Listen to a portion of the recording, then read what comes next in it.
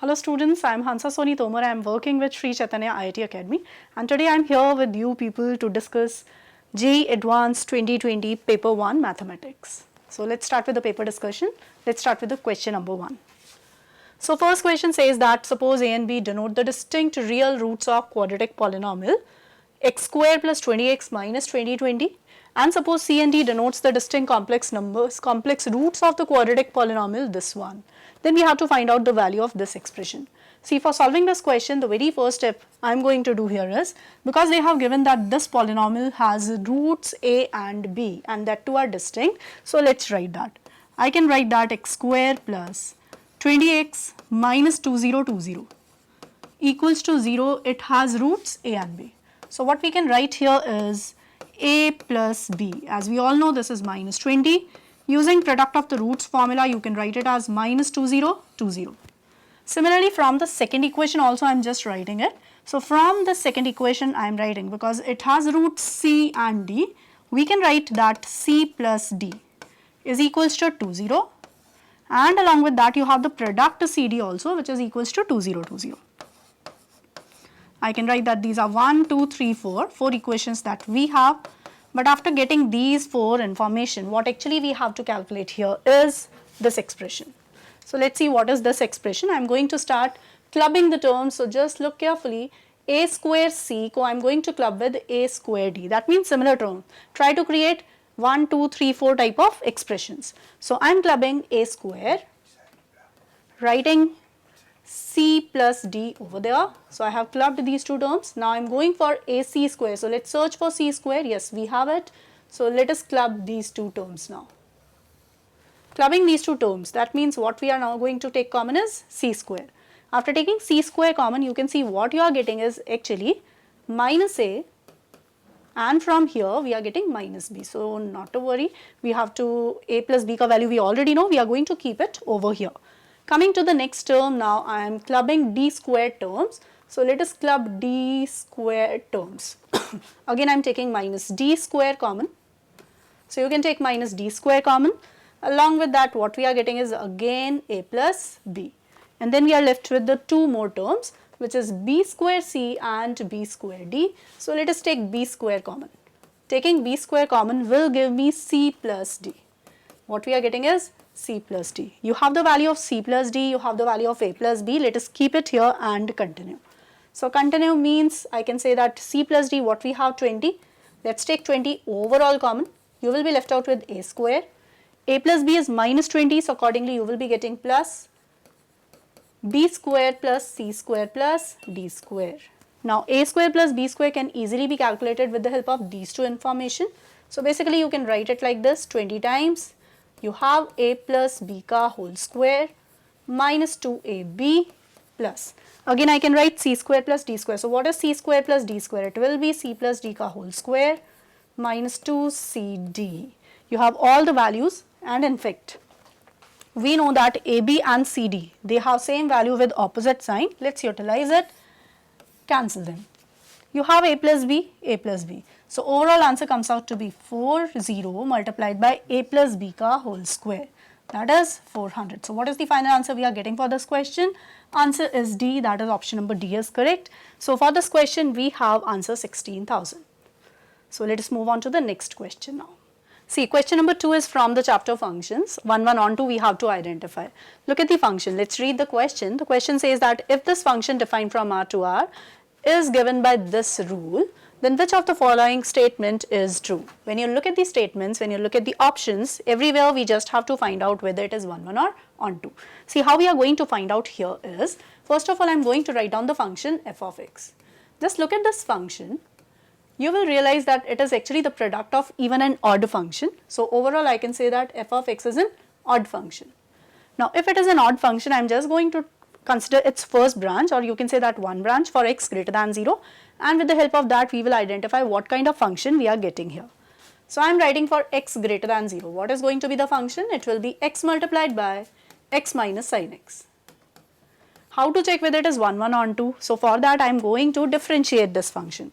Differentiating this function means f dash. Now look carefully how I am differentiating. A simple product rule is there, but writing the terms in a proper way will give us answer very quickly. So x ka derivative 1, you can write it as x minus sin x. Plus, now coming to the x as it is, but x minus sin x ka derivative now I am going to write. So what is the derivative of x minus sin x? You can write down the derivative of x minus sin x as 1 minus cos x. Let us look at for x greater than 0 what we are going to get. So as we know that for x greater than 0, x is greater than sin x. Because x is greater than sin x, this will be positive. X already we are taking positive, and this is also going to be greater than 0. So overall quantity what we are getting here is f dash of x is greater than 0. Now since it is greater than 0, it is going to be continuously increasing. Continuously increasing, so I can say that for x negative also the function is going to be continuously increasing. Function is odd, it's going to be the mirror image about origin, or first and third quadrant we will have the mirror images. So you can say that the function is increasing overall. That's why the answer comes out to be 1, 1 onto function. So what is the answer for the question? We can select the option now, f is both 1, 1 as well as onto. So answer is C. So let's start question number 3 now. What is question number 3? You have the function f defined from R to R. G is also defined from R to R.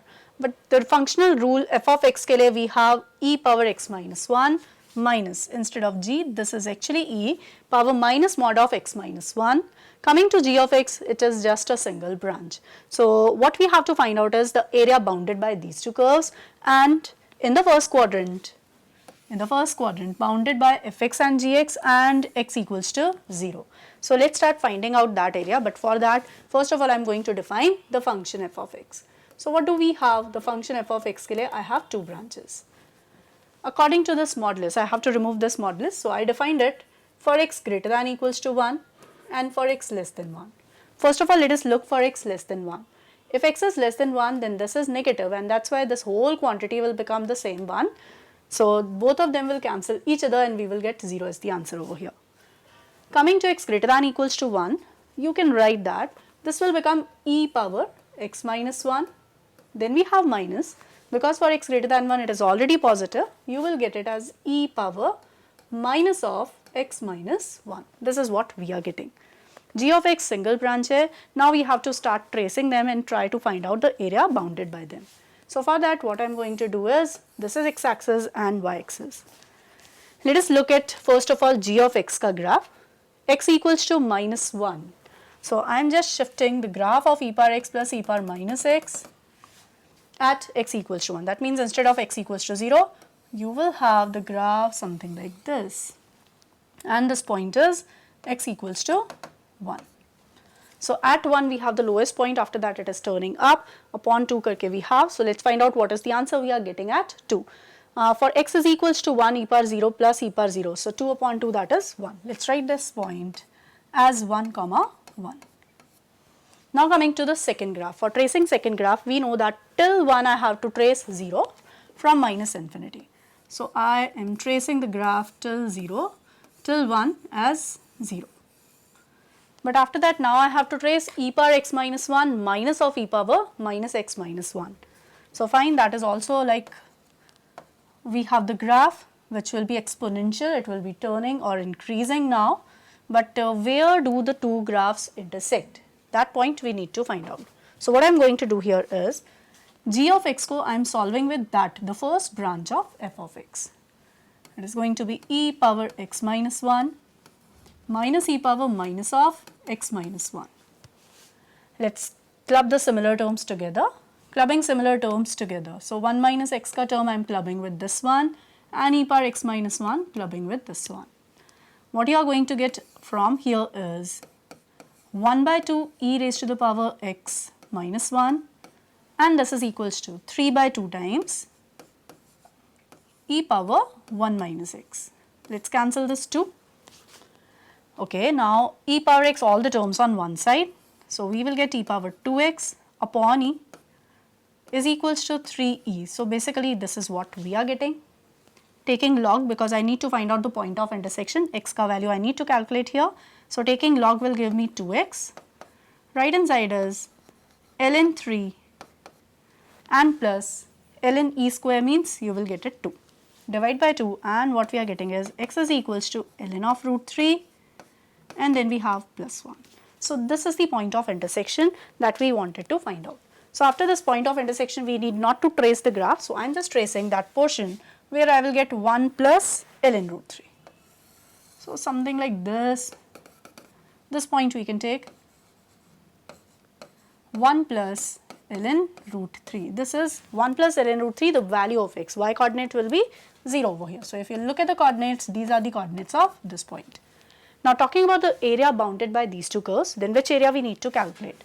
In the first quadrant, so obviously this portion bounded by the curve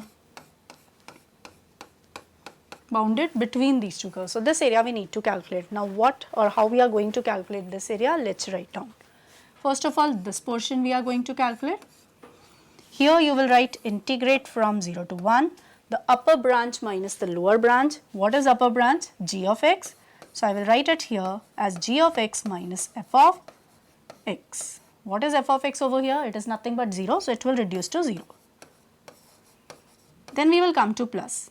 Integral 1 say 1 plus ln root 3. Now 1 plus ln root 3, now what we have to integrate is again the upper branch, which is g of x over here, minus the lower branch is f of x. Now f of x ka branch means this branch you will have to take. So g of x minus f of x d of x. Now when you integrate this whole expression, that means g of x, it's a simple integration of e power x, so that we can do after calculation part. The overall answer reduces to 2 minus root 3 and plus 1 by 2 e minus e power minus 1. E power minus 1. So this is the answer that we are going to get. So for question number 3, answer comes out to be option number A. Now let us move on to question number 4. So let's see what is question number 4. It is a question from conic section. So what is the question? They are saying a and b and lambda are positive real numbers. So see, whatever is important you should always highlight. So it is a positive real number. Suppose p is an end point of lattice rectum. Now they are talking about any end point of lattice rectum of y square equals to 4 lambda x. So I am just assuming that from here, let the point P be lambda comma 2 lambda. You can take any one point. Both the point, whatever point you are taking, ultimately your answer is going to adjust. We have to calculate eccentricity, right? So let's start. So P is an end point of the lattice rectum of this parabola, and suppose this ellipse passes through the point P. Now because ellipse is passing through the point P, let us put it over here. We will get at least one relation between lambda A and B. Let's find it out. What we are getting is lambda square upon A square plus, then we have 4 lambda square upon B square. This is equals to 1. Let's write it as the first equation. So ellipse passes through the point P. This information utilize, convert it to mathematical equation. Now if the tangent to parabola and ellipse, if the tangent to parabola and ellipse at the point P, if the tangent to parabola and ellipse at the point P are perpendicular to each other.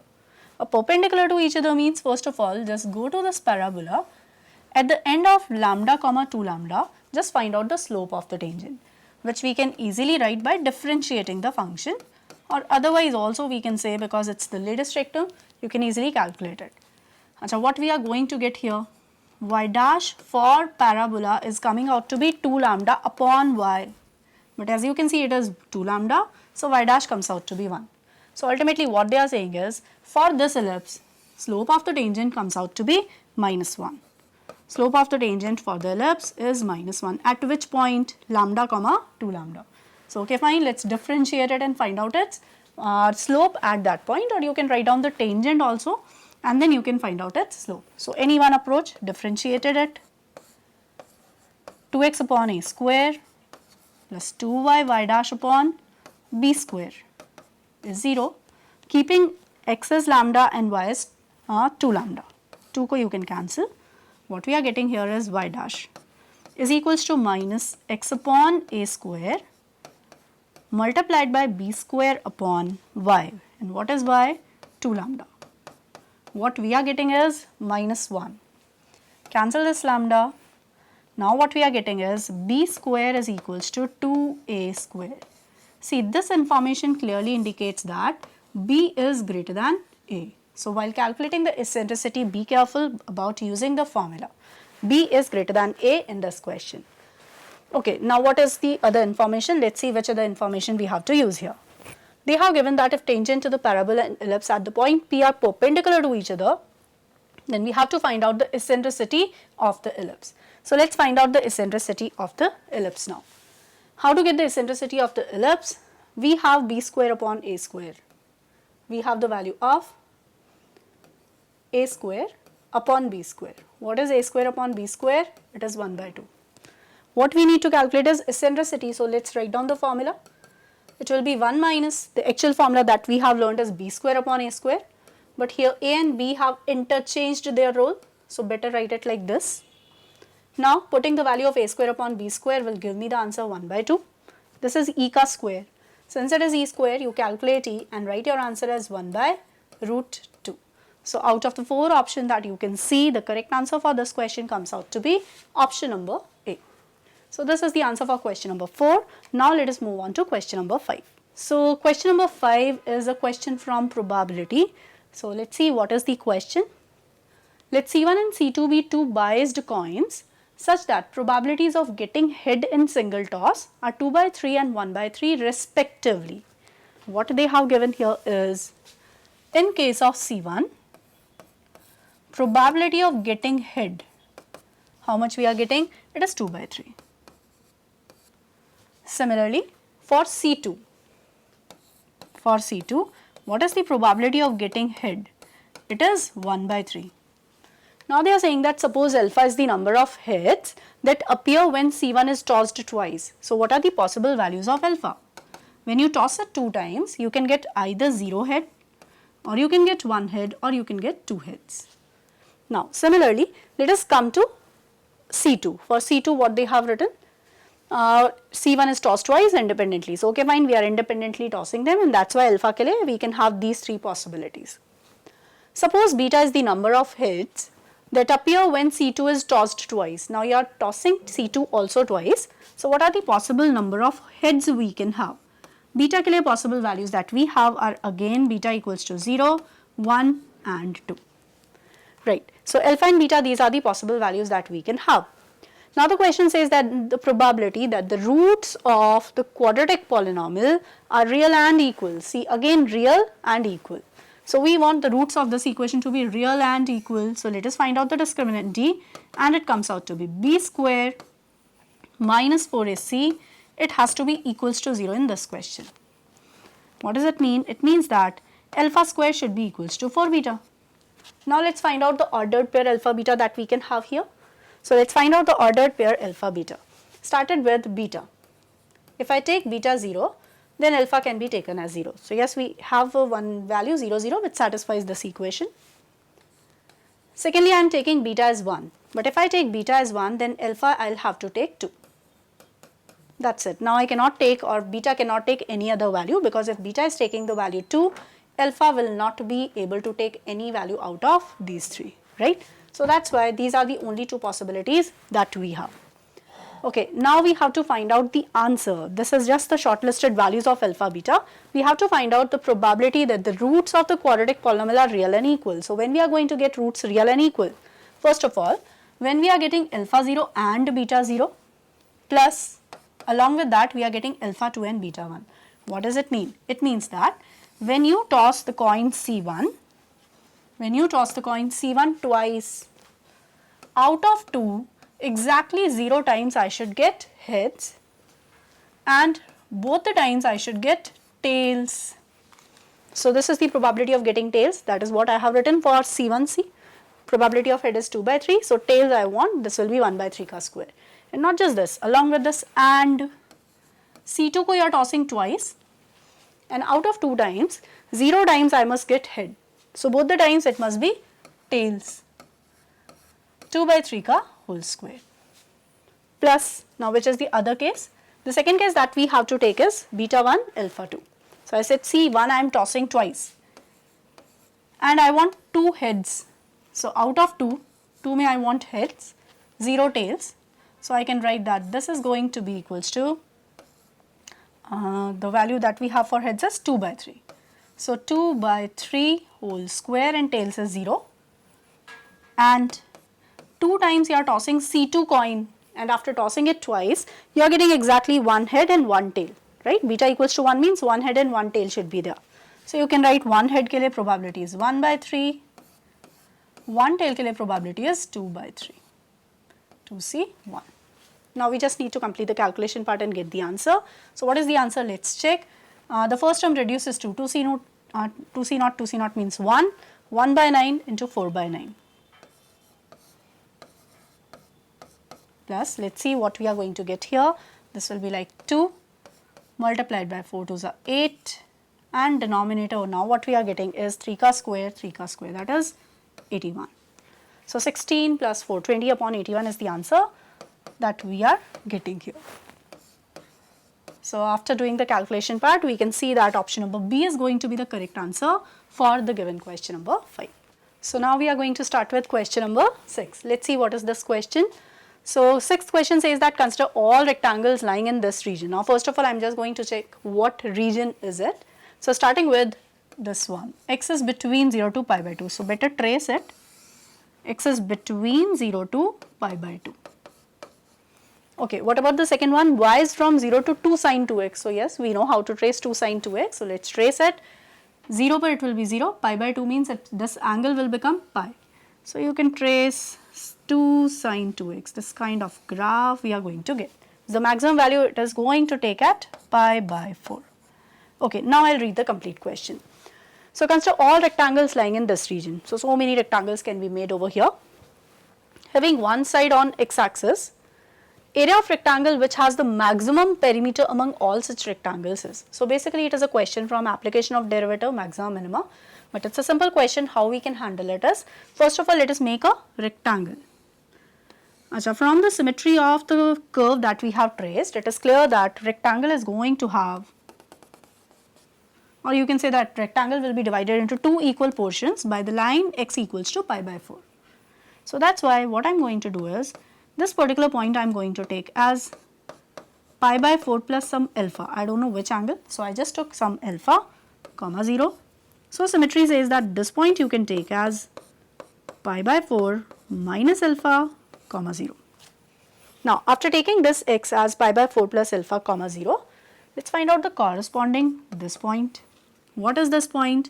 This point will be x coordinate pi by 4 plus alpha. But what about the y coordinate?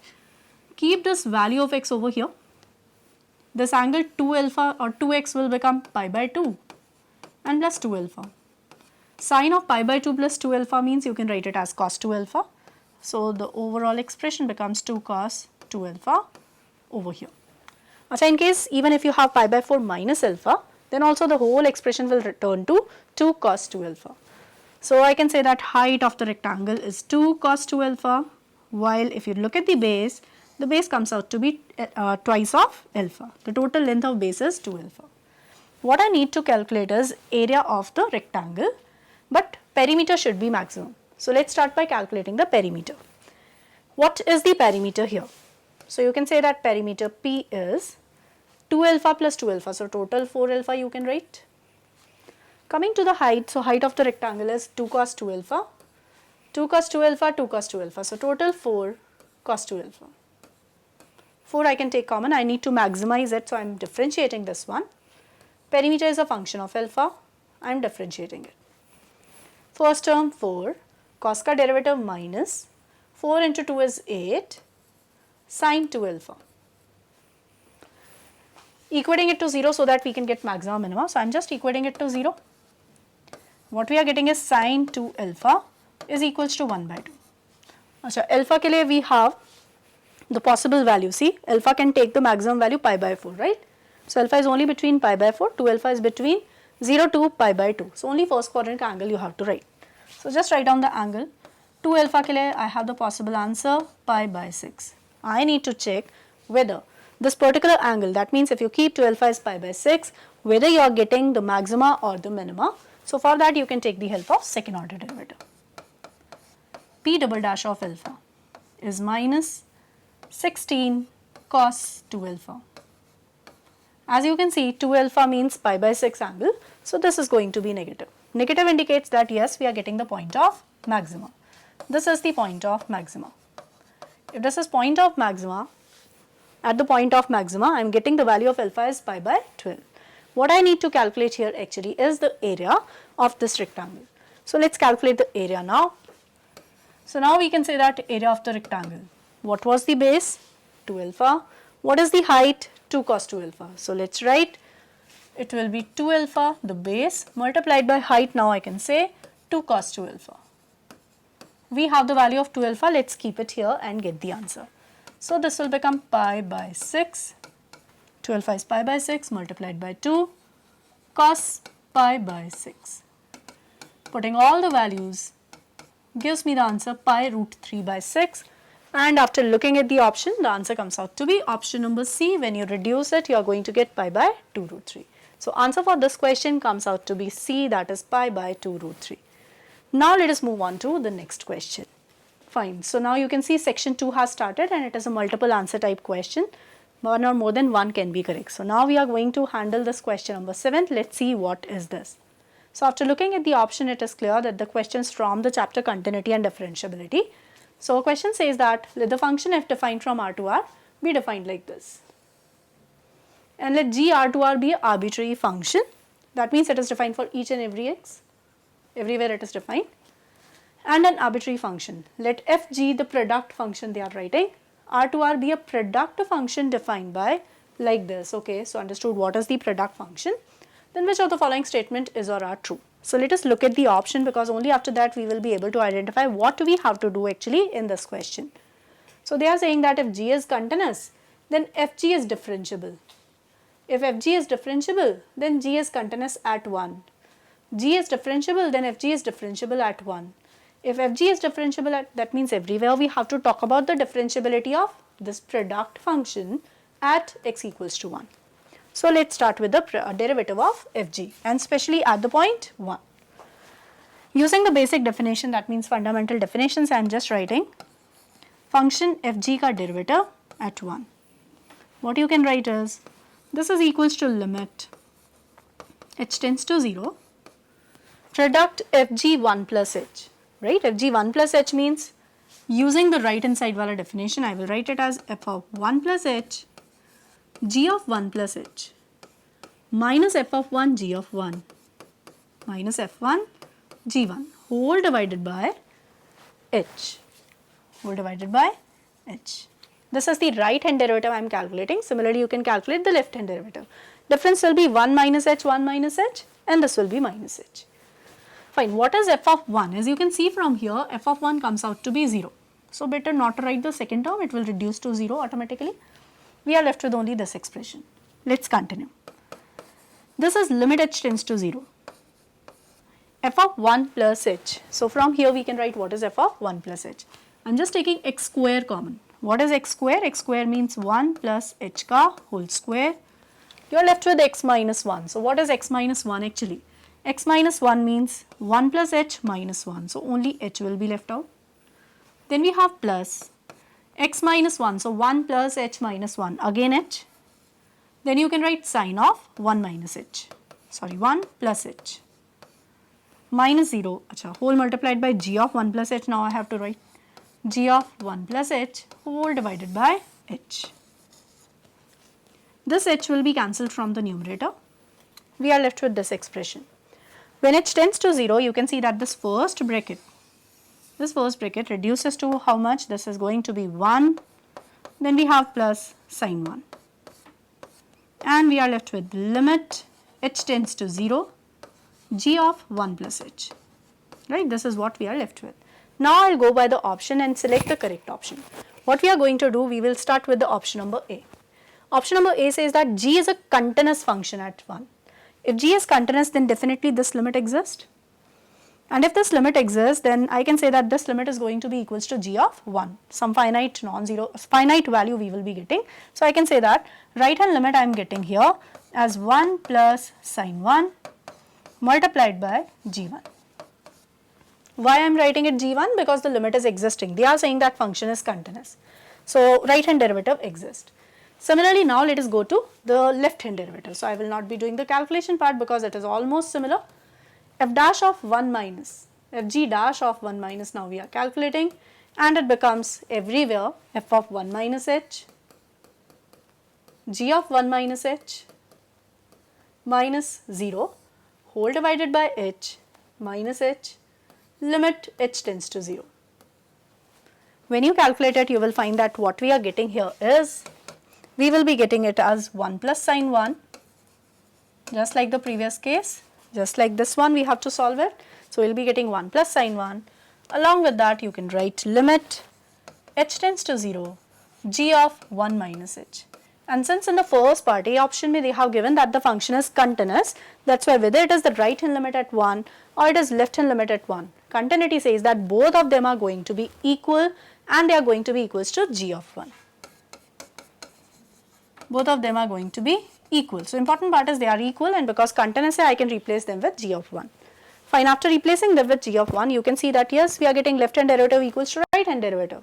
That is why option number A is absolutely correct. Coming to option B, fg is differentiable at 1.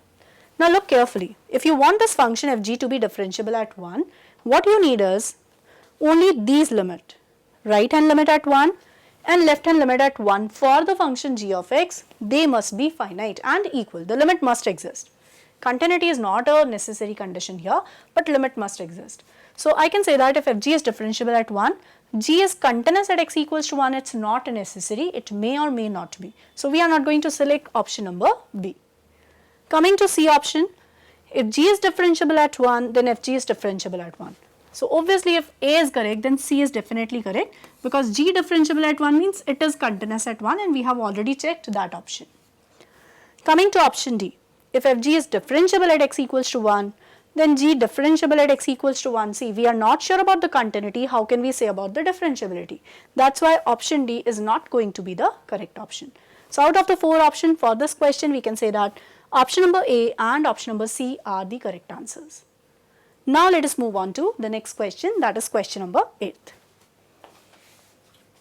Let's see what is the question here. It's a question from matrices. And from the important topic of matrices, adjoint pe usually they frame question, this year also they have framed the question. Let us see what is the question. So the question says that M is invertible, keep in mind determinant is not 0 they have given. Invertible matrix with real entries and I is the identity matrix. If M inverse is adjoint of M, so now we know how to handle double adjoint of matrix M, then which of the following statement is always true? Is always true may, let's see what are the options. So first of all, I am looking at determinant M and I am going to check for this one. Determinant M, the option says that this is 1, not I, this is 1 in the actual test paper. So let's continue. From here, I want to find out determinant M. How we are going to find it out? Take determinant both the sides. Determinant of adjoint of M. We know the property of determinant of adjoint of A. So using that property, I can write it as adjoint of M whole square. Why whole square? Because the order is 3 and adjoint of some matrix, determinant value is determinant of that matrix whole square. But adjoint of M means this can be written as determinant M ka whole square. So let's write it down. I can write it as determinant M ka whole square, that means whole power 4. Determinant M whole power 4 if you are getting, and left hand side is what? 1 upon determinant M. Now you can see that the ultimate value that we are getting here of determinant M comes out to be 1. Determinant M power 5 is coming out to be 1, so determinant M is equals to 1. That means option number B is going to be correct. Now, if determinant M is 1, then let us move ahead and look for the other options, how we can proceed with those. So, for that, again I am starting with the equation that they have provided us. It is adjoint of M, and we have learned the formula that adjoint of M can be replaced with determinant M power n minus 2. So, n minus 2 means here it will be 1, n is 3 multiplied by matrix M. What is determinant M? It is 1. Keep it here 1. What we are getting is M inverse is equals to M.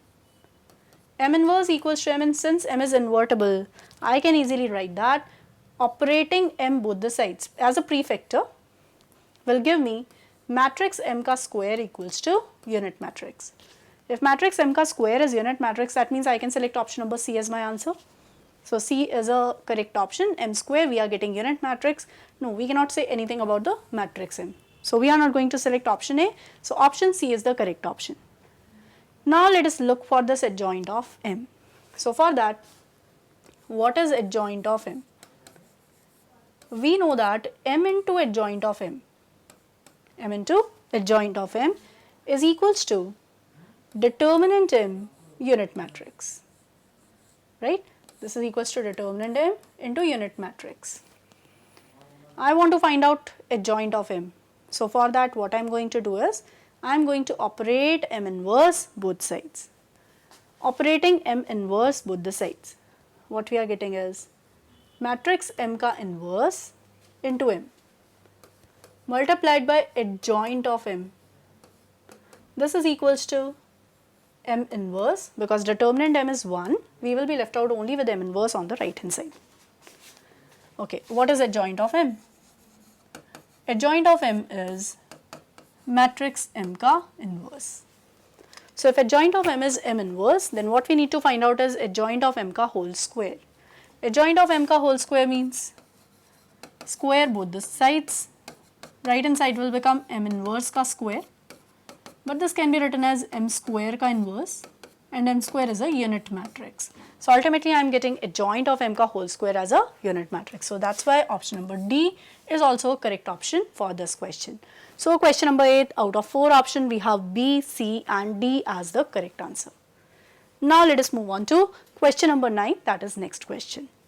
So let's see what is the next question. Question number 9, that's a question from complex number, and we have modulus of z plus 1 by 2 less than equals to 1 by 2. That means something related to modulus is there.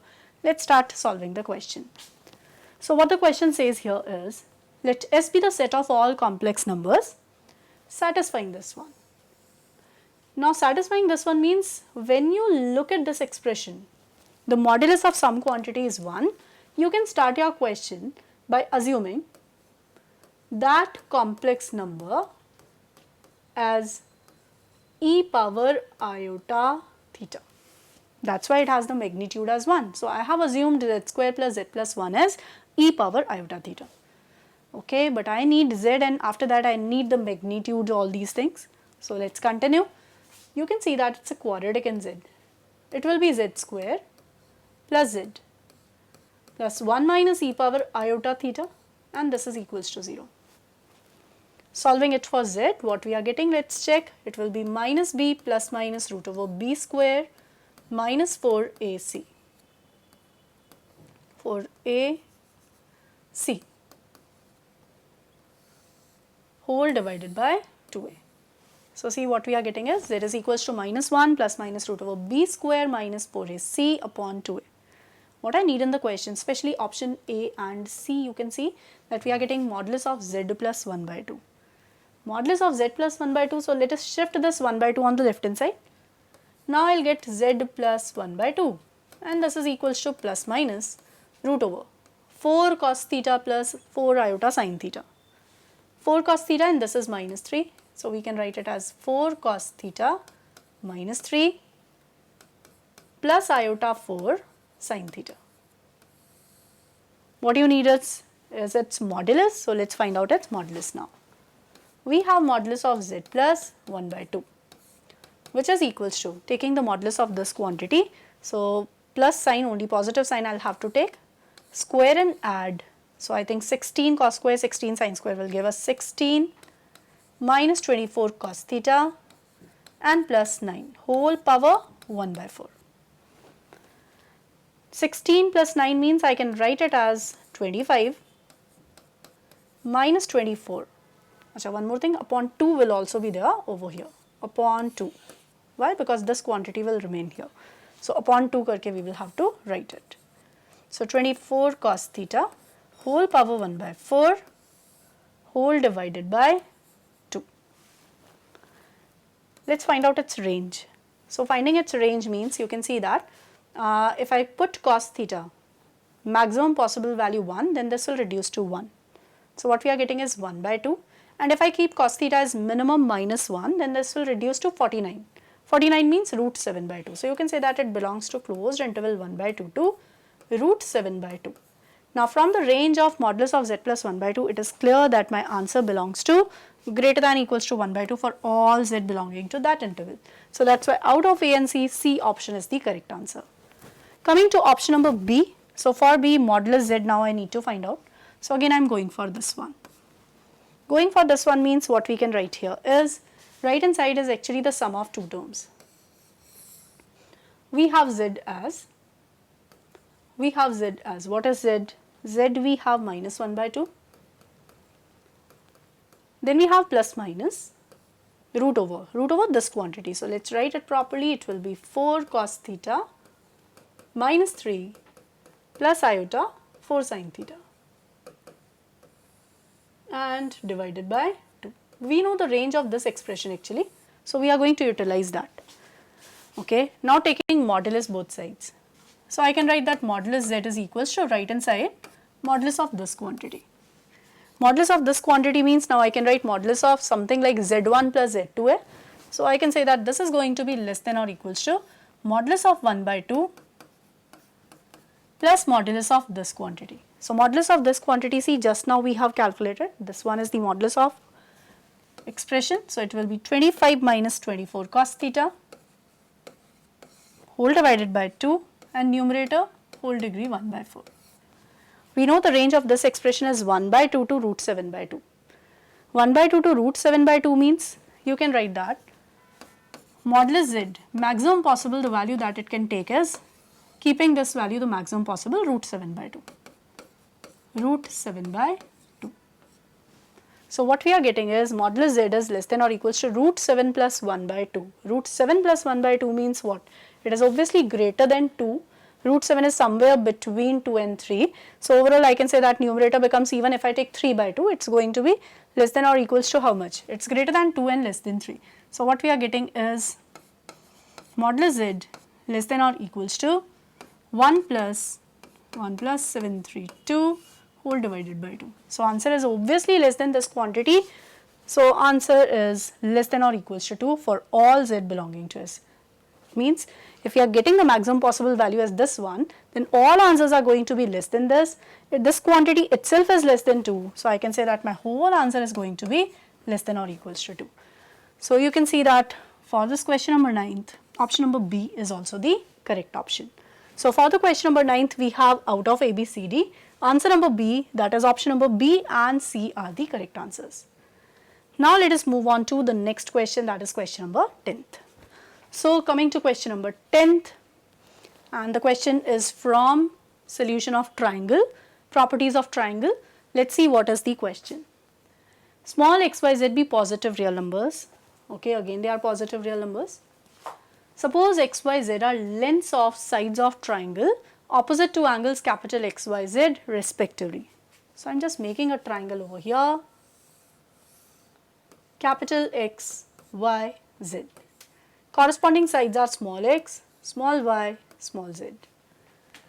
Okay, now what they are saying is 10x by 2 plus 10z by 2 is 2y upon x plus y plus z.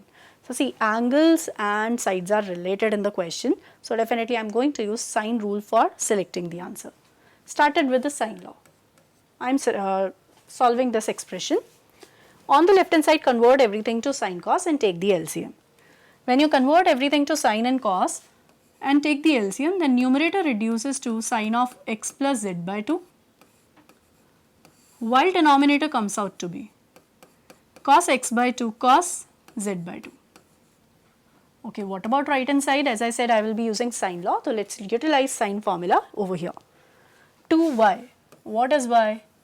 It is sine of capital Y. Coming to denominator, sine x plus sine y plus sine z. Now there are few results that we have learned and that we can utilize for the triangle that we are going to use here.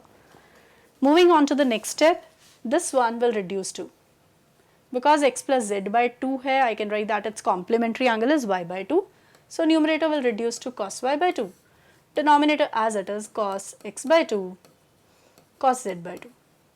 But after looking at this expression, right hand side I have converted. How we are going to convert it?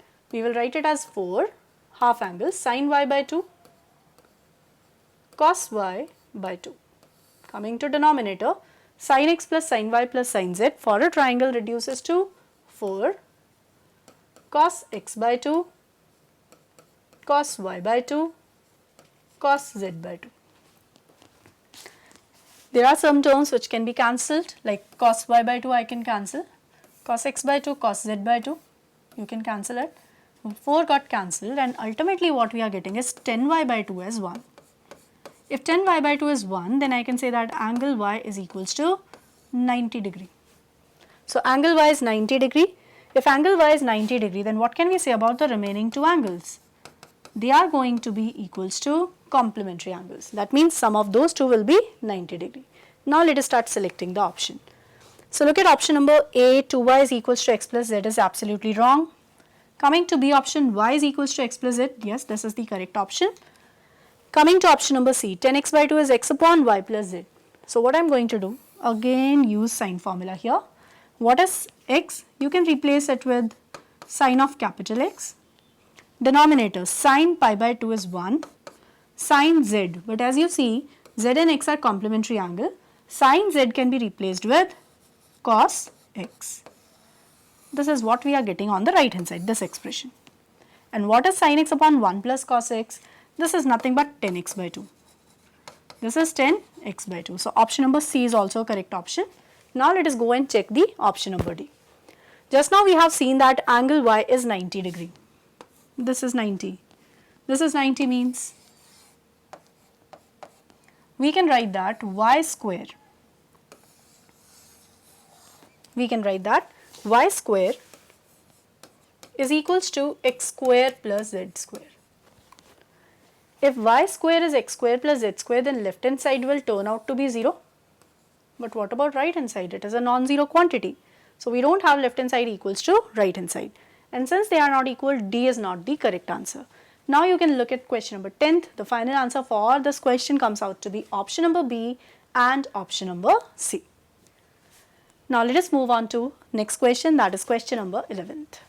Fine, so 11th question is from the chapter 3D, 3-dimensional coordinate geometry, and it's a good easy question, not very difficult. Let's see how to handle the question. So the question says that L1 and L2 be the following straight lines. Just look at the two straight lines and look at the numerator. You can easily say that 1, 0, 1. See the common point of two lines, right? Okay, so two straight lines they have given. Now they are saying that suppose L is another straight line which lies in the same plane of L1 and L2 and passes through the point of intersection. What is the point of intersection? Just now we have seen 1, 0, 1. So the required line L passes through this point of L1 and L2.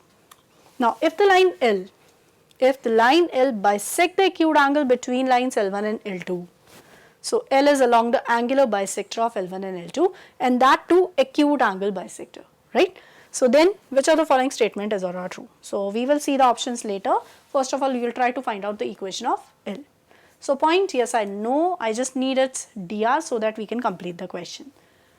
This is L in the question. So let's see how to get this L and M. Very simple, you just need to get the direction ratios of acute angle bisector of these two lines. Suppose these are the two lines. So one line is along n1 vector. It is I cap minus j cap plus 3k cap. Another line is along n2 vector. I just marked the direction of n1 and n2. So n2 is minus 3i cap minus j cap plus k cap. These are n1 n2 vector. To get the angle bisector, we need the unit vectors. So n1 cap you can write I cap minus j cap plus 3k cap divided by root over 11. Similarly, n2 cap also you can write. n2 cap is minus 3i cap minus j cap plus k cap whole divided by root over 11. What I need to check here is whether I should write the angular bisector as n1 cap plus n2 cap or should I take the difference of these two. For that, what I am going to do, I have randomly marked n1 and n2. Now I just want to check whether n1 cap plus n2 cap will be valid for the question or not. So for that, I am calculating dot product of these two. What you need to check is whether it is positive or it is negative.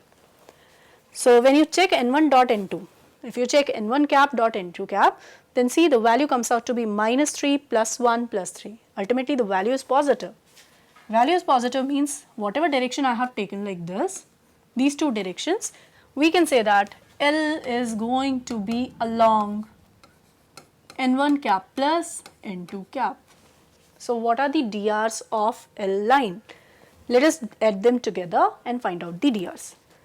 So we can write that DRs for the line are minus 2i cap, denominator is same, so it's very simple to add them together. Then we have minus 2j cap plus 4k cap plus 4k cap whole divided by root 11. So now we are not interested in root 11, we just want the ratio. So you can say that the ratio comes out to be 1 is to 1 is to minus 2. These are the DRs of required line. Now when you look at the denominator, it exactly matches with what we want. It is 1 is to 1 is to minus 2. So now I am writing down the equation of this line. What is the equation of this line? It will be x minus 1 upon 1, y minus 0 upon 1 and z minus 1 upon minus 2. But when you look at the line that they have given, they are not using the similar point. They are using some other point. So let's continue and get that exact equation so that alpha and gamma will also be known to us. I am equating them to some gamma. Equating them to gamma, or you can say just lambda, gamma is there in the question, so let's equate it to lambda. Some arbitrary, we can say that parameter. What are the general coordinates on this line? 1 plus lambda, lambda and 1 minus 2 lambda. What do you want in this question? You want the y coordinate to be 1. So this should be 1. This should be 1 means I should take lambda as 1. Take lambda as 1. So the point will reduce to 2 comma 1 comma 1 minus 2, that is minus 1. Now you can see that alpha is 2 and then we have gamma as minus 1. So let's keep all the values. We are getting alpha 2, we are getting gamma is minus 1. What about L or M? The value of L is 1, the value of M that we are getting is again 1. Now let us select the options because the options are made with element L, M, gamma and alpha values. What about alpha minus gamma? Yes, it is 3. So definitely A is going to be the correct answer. What about L plus M? Yes, it is 2. So B is the answer. Coming to alpha minus gamma. So already checked alpha minus gamma is 3. So C and D are now the incorrect options. So what are the correct answer or what is options are correct in this question?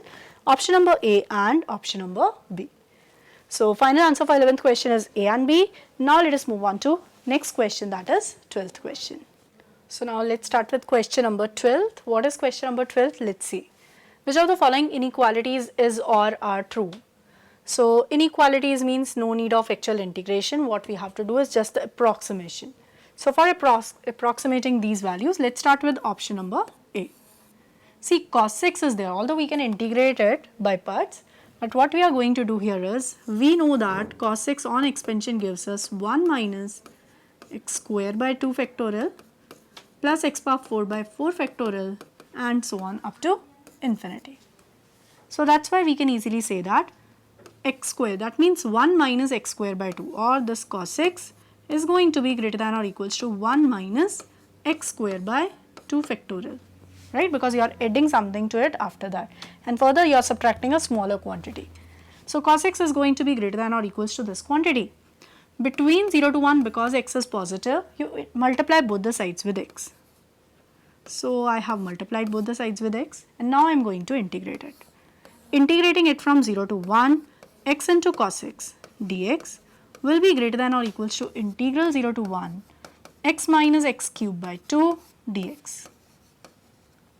Now what we are getting, the integration will give us x square by 2 minus x power 4 by 8. Putting the limits from 0 to 1, ultimately it reduces to 3 by 8. So we can say that option number A is the correct option. Going to option number B now. For solving option number B, similar approach, but now sin x का expansion we are going to use. What is the expansion of sin x? We have it as x minus x cube by 3 factorial. Then you are adding something and so on. From here I can say that sin x is, again we can write sin x is greater than or equals to x minus x cube by 3 factorial. Same process, multiply both the sides with x, positive है between 0 to 1 and integrated between 0 to 1. So 0 to 1 x into sin x dx. Now when you calculate or integrate the right hand side, x power 4 upon 3 factorial means 6 dx. So you can see that x square will convert to x cube by 3 and minus x power 5 by 30. Putting the limits gives me the answer as 3 by 10. 3 by 10 means option number B is also correct. Similarly, we can check for option number C. So let's quickly check option number C now. It will become integral 0 to 1. Now you have x square cos x. So what you have to do? In this step, you have to multiply both the sides with x square. So right hand side, now dx greater than or equals to integral 0 to 1. It will become x square minus x power 4 by 2 dx. Integrating right hand side gives me x cube by 3 minus x power 5 by 10. And now putting the limits 0 to 1. 1 by 3. 1 by 3 means I can write it as 10 by 30 minus 1 by 10. 1 by 10. So 1 by 10 ko let's write as 3 by 30. The answer comes out to be 7 upon 30. What they have given is it is greater than 1 by 2, which is not the correct option. So C is wrong. Coming to D. Again the similar process. What you have to do is integrate from 0 to 1 x square sin x dx. You can write that this is going to be greater than or equals to. Now greater than or equals to what? Multiply both sides with x square. So you will get it as integral 0 to 1 x cube minus x power 5 upon 6 x power 5 dx. Integrating it, x cube का integral will be x power 4 upon 4 minus x power 6 upon 36. The limit is from 0 to 1. Answer comes out to be 1 by 4 minus 1 by 36. That is 8 by 36 or 2 by 9. So as you can see that option number D, yes, we are getting it as the correct option. So for this question, answers are A, B and D. Now let us move on to question number 13th. Okay, so now we have the section 3, which is numerical value type. So no options are provided here. You have to calculate each and everything till the end and then you have to calculate the answer. So let's start with the first question from this section, that is question number 13. 13th question says that let m be the minimum possible value of this expression. This expression minimum possible value where y1, y2, y3 are the numbers for which y1 plus y2 plus y3 is equals to 9. y1 plus y2 plus y3 is equals to 9. So okay, fine, we have to find out its minimum now. So let's start with its minimum. Minimum के लिए because the base is greater than 1, log is an increasing function. To get its minimum value, you just minimize this quantity. Taking 3 positive real numbers, as you can see, we are taking 3 real positive numbers and using arithmetic mean greater than or equals to their geometric mean. 3 power y1 plus y2 plus y3 whole power 1 by 3. Now you can see that what we are getting is the minimum value of 3 power y1 plus 3 power y2 plus 3 power y3 is greater than or equals to 3 ka cube into 3, that is 3 power 4. Minimum is 3 power 4. So let us operate log to the base 3 both the sides. So you can say that what is small m? The minimum possible value. Small m comes out to be log 3 power 4 to the base 3, that is 4. So small m ka value I have 4 over here. Now coming to capital M. What is capital M? Capital M is maximum possible value of log of x1 plus log of x2 plus log of x3. All the 3 log have the same base 3. So I am writing it as log x1, x2, x3 to the base 3. I have utilized the properties of log. Okay, after using the properties of log, I need its maximum value provided x1 plus x2 plus x3 is 9. It is provided in the question. x1 plus x2 plus x3 is 9. So to get its maximum value, because x1, x2, x3 all are, all are positive real, I am going to use once again AMGM concept. Using arithmetic mean for these three numbers greater than or equals to their geometric mean, what we are getting is product x1, x2, x3 is less than or equals to, this is 9 upon 3, so 3 ka cube. This is the minimum that we are getting, maximum for x1, x2, x3 that we are getting. Now if it is the maximum for x1, x2, x3, then what is the maximum value for this one? Keep this 3 cube over here. So I can write that capital M value we are getting the maximum value log to the base 3 cube, that is 3. So we have the value of capital M as 3. You have small m, you have capital M, let us keep these values and get the answer now. So it will become log to the base 2 m cube, 4 cube. 4 cube means you can write it as 2 power 6 and plus log of m square, that means 3 ka square to the base 3. As you can see, the final answer for the question comes out to be 8. So answer for this question, that is 13th question, is 8. Now let us move on to next question, that is question number 14th. See, so 14th question is from sequence and progression. You can see arithmetic progression, geometric progression is written in the question. So question is from the chapter sequence and progression. Let us see how to solve the question. Let's start reading it.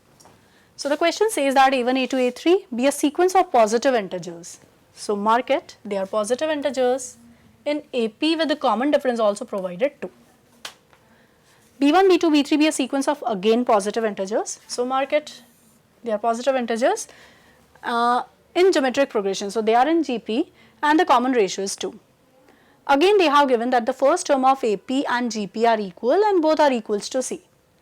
Then the number of all possible values of C for which the equality holds for some positive integer n.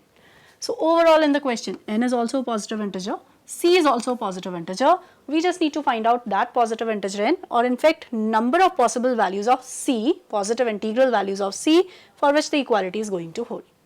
But what is this? This is nothing but the sum of AP and sum of GP. Let's write it. You can write sum of n terms of AP, 2 into n by 2, 2 in the first term C plus n minus 1 into the common difference D. And this is equals to sum of n terms of GP. So first term is C into r power n minus 1 upon r minus 1. Let's simplify it. This 2 got cancelled. All the terms of C I am going to club on one side now. C times 2n, this term, minus 2 power n plus 1. Along with that now we have plus 2n into n minus 1. What about right hand side? Now there is nothing, so I am writing it as 0. Let's find out C. C is 2n into n minus 1 and denominator 2 power n minus 2n minus 1. C is a positive integer, n is also a positive integer. So keeping these two things in mind, now I will try to get the values of n. First of all, because n is a positive integer, obviously n is greater than 1 because C is also positive. So n greater than 1 means numerator will also always be positive. So to make C positive, first of all I am putting the constraint C is greater than 0. To make C positive, you will have to keep this quantity greater than 0.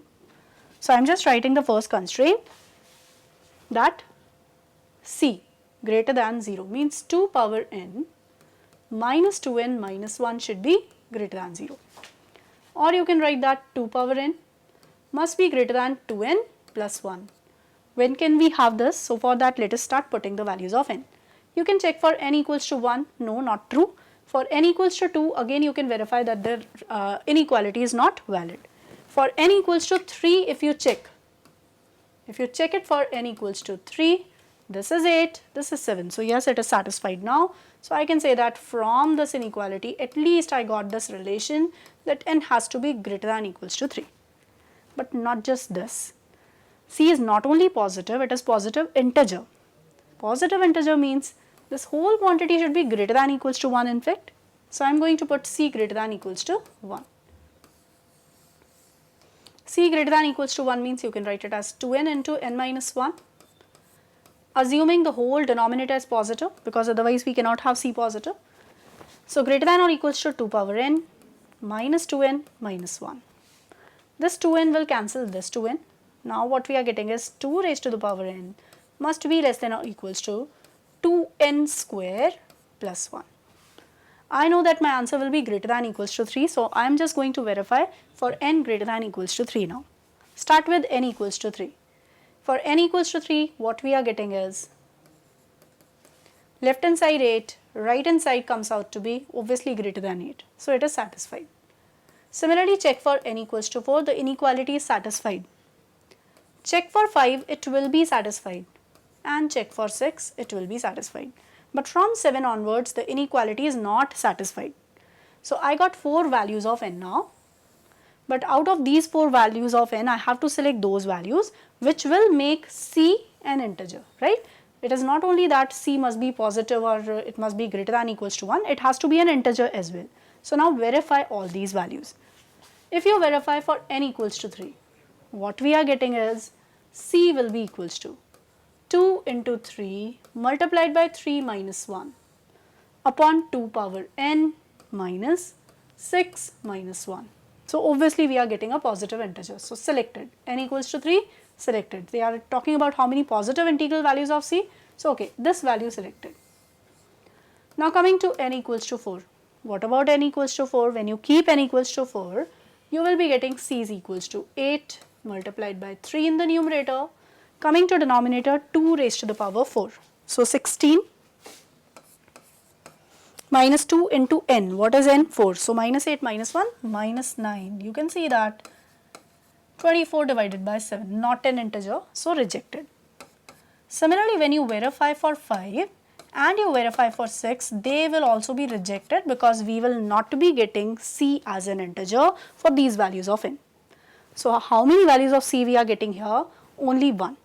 So the question says that then the number of all possible values of C for which this equality holds for a positive integer n is only 1. Only one value of C is possible. So answer for this question comes out to be 1. Now let us move on to the next question, that is question number 15th. So let's see what is the question now. So the question says that f is a function defined from closed interval 0 to 2 to r, and it is defined like this. Alpha and beta are some numbers between closed 0 to 2 such that this x also belongs to this interval, and which interval they are talking about? Where f of x is greater than or equals to 0. So you just have to solve f of x greater than or equals to 0. You have to get the range of x in this interval, the subset of this interval. That range is going to constitute this interval, closed alpha to beta. That means for all x belonging to this interval, whenever you are getting f of x greater than or equals to 0, that interval is closed alpha to beta closed. Okay, fine. After getting this interval, we have to calculate beta minus alpha. But the first thing is how to get this closed alpha to beta. For solving this, just observe the terms carefully. For the sake of convenience, I am just taking pi x as some new variable t. Okay, so when small x belongs to close 0 to 2, pi x, which I am going to take as t, will belong to 0 to 2 pi. So now we have that angle is in the 0 to 2 pi interval. Rewrite the whole expression. This is 3 minus sine 2t multiplied by sine t minus pi by 4. Then we have minus. See, it looks something like 3 times of this.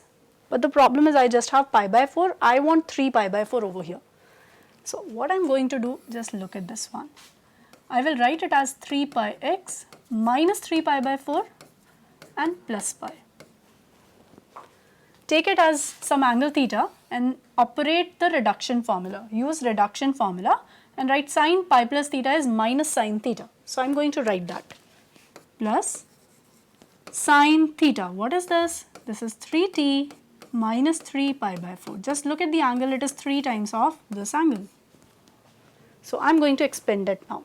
Let's expand it. Expanding it means you will be getting sine t minus pi by 4. Then you have within the bracket 3 minus sine 2t, this vector, plus 3 sine theta minus 4 sine cube theta. Already taken sine theta common. So 3 minus 4 sine square t minus pi by 4.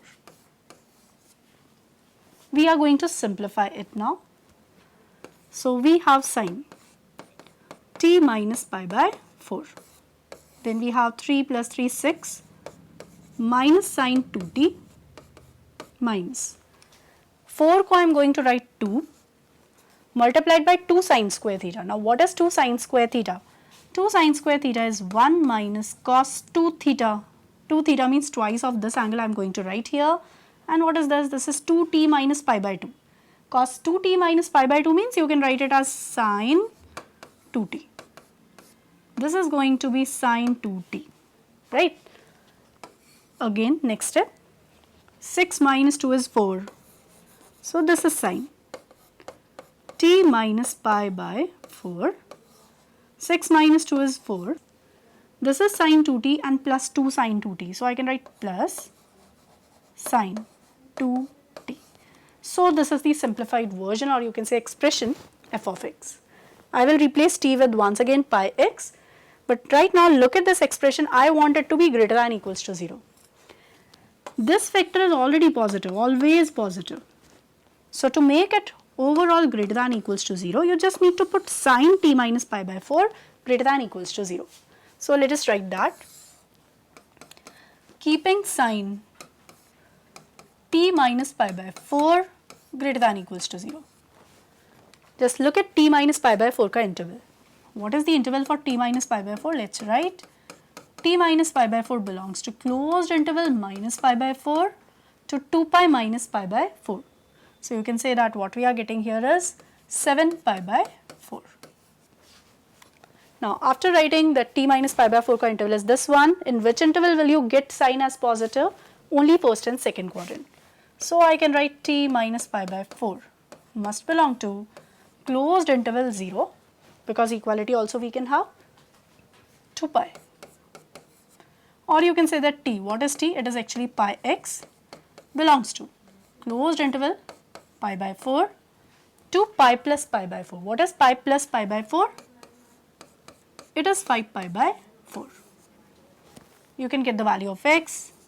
It is going to be closed 1 by 4 to 5 by 4. But what they have given? They have given that answer is closed alpha to beta. If it is closed alpha to beta, then what I have to do is I have to find out beta minus alpha. So alpha to beta, this is beta, this is alpha, and now you can see that what is beta minus alpha we are getting? The answer comes out to be 1. Beta minus alpha, the answer for the question number 15th comes out to be 1. Now let us move on to the next question, that is question number 16th. So 16th question is from vectors. Let's see how to solve it and what is the question. The question says that in a triangle PQR, QR, RP, PQ sides are given by the vectors vector A, vector B and vector C. So let's make the triangle here. For reference, we have the triangle PQR. What do we have? We have QR side. QR side ko they are writing as vector A. Okay, then we have RP vector as vector B. RP, this is the direction, this is vector B. And then we have PQ vector as vector C. This is vector C. From here I can write vector A plus vector B plus vector C as 0. Just look at the direction of the three vectors, this is what we can write. Okay, apart from this, what else they have provided us? They have given us the modulus of vector A as 3, while that of modulus B is equals to 4. Do we have modulus of vector C? No, we don't have it right now, But yes, they have given one more information. Let's see what is this. This is vector A into C minus B. This vector A, I am going to write it as minus of vector B plus C. Dot vector C minus B. Denominator again vector C is there. That C vector I am going to write as minus of vector A plus B dot vector A minus B. Right hand side modulus of A upon 3 plus 4. What is numerator? Numerator, this negative sign though we can cancel. Numerator I can write modulus C ka square minus magnitude of B ka square. So you can write 16 divided by modulus A ka square minus vector B ka square.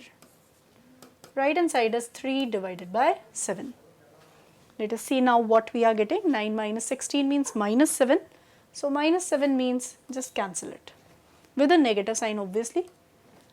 So modulus C ka square can be written as 16 minus 3, that is 13. Okay, so now I have magnitude of vector C. It is root over 13. Whenever required, I will take the square root. What we need to calculate here is actually this quantity. We need to find out modulus of vector A cross B whole square, which says that, what is this? This is vector A ka square multiplied by vector, I am just writing it once more, vector A ka square, vector B ka square minus vector A dot B whole square. See, I have every value A ka square, B ka square, but I don't have A dot B. From where can we get this? Again from this equation. I can write vector A plus vector B ka whole square is vector C ka square. That means 13th. So vector A plus vector B ka square is 13. So let's calculate and get the value of A dot B over here. So vector A ka square I can write 9. Vector B ka square I can write 16 plus 2 times vector A dot B, and this is 13. Shifting all the terms on the right hand side. Obviously to calculate vector A dot B, 13 minus 25, basically this is what we are getting. So 13 minus 25 means minus 12, and we are getting A dot B as minus 6. If you have A dot B ka value, then let us put it over there and get the answer. So putting this value along with mod A mod B values, the answer that we are going to get is vector A ka square multiplied by vector B ka square minus A dot B ka whole square, that is 36. So when you calculate it, your answer finally reduces to 108. So answer for this question comes out to be 108. Now let us move on to the next question, that is question number 17th. So let's see what is the answer for question number 17th. The question says that for a polynomial gx with real coefficients, gx is a polynomial with real coefficient, mg denote the number of distinct real roots of gx. Okay, distinct. Okay, notice that they are talking about distinct real roots. Suppose S is the set of polynomials with real coefficients defined by this one. So this is the polynomials ka set that they have given. Polynomial set because a0, a1, a2, a3, by keeping different real values, you will be getting many polynomials of this type. For some polynomial f, obviously belonging to this set they are talking about, f dash and f double dash are its first and second order derivatives. So okay, fine. After that, what we need to calculate here is minimum possible value of mf dash plus mf double dash. What is mf dash? The number of roots of distinct real roots of f dash. What is f double dash? Number of distinct real roots of f double dash. So we have to find out the minimum possible value for this one. Now see what we have to do here. Let's write down the function f. For some value of a0, a1, a2, a3, we have the function x square minus 1 ka whole square multiplied by some cubic polynomial a0 plus a1x plus a2x square plus a3x cube. Now what you want is the minimum number of roots of f dash and f double dash. To get minimum number of roots of f dash and f double dash, what I am going to take is this one, this vector, this cubic expression. For getting minimum roots, let us coincide the roots of this cubic with any one of these two. Why? Because otherwise Rolle's theorem will give me more number of answers. I want to reduce the number of answers. So I just want distinct number of real roots for this function f of x must also be minimum. So for that, either you can assume this one to be okay, 2 imaginary roots and 1 real hai, or all the 3 are real roots but they are all alike. All alike means either this or this. So I just assumed for minimum x minus 1 ka whole cube. Okay, what is f of x now?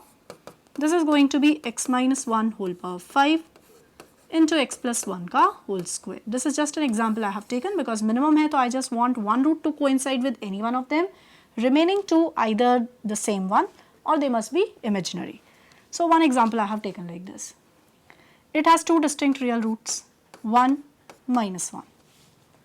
Coming to its derivative f dash, because these are repeated factors, f dash will have root 1 and minus 1. The repeated root is going to continue with f dash. 1 will be repeated 4 times. This will be repeated only 1 time now. But between 1 and minus 1, we will get some more answer. That means some another answer alpha will also be there. Okay, some another answer alpha will also be there. Then let us proceed with the next case. So here I got the minimum answer as 3. Now coming to f double dash. F double dash means because I want minimum, I just want that this should not be repeated 4 times because otherwise I'll have to take this one as one of the root. One root between these two, one root between these two. So I don't want that kind of situation. So I just assume ki let us take only one root as real, remaining to some imaginary expression. Okay, so now I have 2 roots or minimum 3 roots for f dash we are getting. Again you can see 3 roots hai. So between every 2 real root there exists a root for its derivative according to Rolle's theorem. So I can say f double dash is going to have minimum 2 roots. Maximum we can increase but minimum 2 roots are 100% definitely going to be there for f double dash. Now the question says that what is the minimum possible value of sum of these two? So after looking at these two you can see that the minimum answer that I can have is 3 plus 2, that is 5. So what is the answer for this question? The answer for this question comes out to be 5. Now let us move on to the next question, that is 18th question or the last question of this test paper. Okay, so this is a question from limits. Let's see how to handle this question. The question says that let E denotes the base of natural logarithm and the value of real number A for which the right hand limit is equal to non-zero real number. That means 2 things they have given in the single statement. First of all, the limit exists and secondly it is non-zero. It should not be 0. Okay, so let's start solving the limit and try to get the value of A. For that, first of all, I am just putting x equals to 0 directly. We know that when I put x equals to 0, this first limit will reduce to e power minus 1. So numerator whole expression will reduce to 0. For the existence of limit, denominator must also be 0. So if you want denominator to be 0, then one thing is clear that a has to be positive. If you take a as negative, then this x will go to the numerator, will make the whole expression 0. I don't want 0 answer, we want non-zero, so a has to be greater than 0. Okay, so if you want a to be greater than 0 and you want this limit to exist, then let's start rewriting it. How I am going to rewrite it? I will write it in exponential form, e power 1 by x ln 1 minus x minus e power minus 1 upon x power a. Let us convert the whole limit to exponential form. So take this second factor common. Throwing it outside the limit sign will convert my question to e power minus 1, limit x tends to 0, e power 1 upon x ln 1 minus x plus 1